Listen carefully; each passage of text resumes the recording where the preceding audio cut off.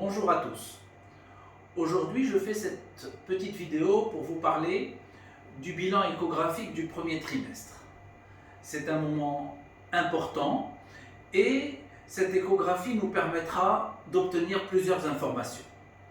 La première information, c'est la datation de la grossesse. La deuxième, de vérifier s'il s'agit d'une grossesse unique ou multiple. La troisième, bien entendu, la localisation de cette grossesse. Et la quatrième, qui est très importante, c'est de vérifier la morphologie au premier trimestre de la grossesse, de vérifier la clarté nucale du bébé et également de vérifier si ces éléments ne présentent pas de signes d'appel de syndrome génétique. Cette échographie doit être réalisée, je pense, entre 12 et 14 semaines d'aménorrhée. Par la suite, on peut compléter cette échographie en demandant à la patiente des examens complémentaires.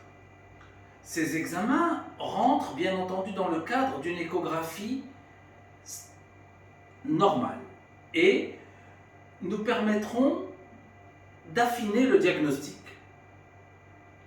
Quels sont ces examens? On en a deux à notre disposition à l'heure actuelle.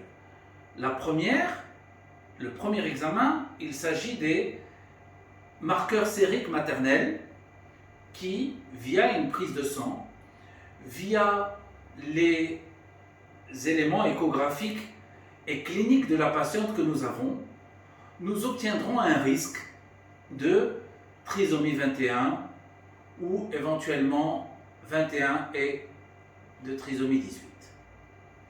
Le deuxième examen que nous avons, qui est plus récent et qui également se fait via une prise de sang maternelle, c'est la recherche de l'ADN fœtal libre circulant dans le sang de la maman, plus connu sous DPNI ou NIP test pour les anglo-saxons.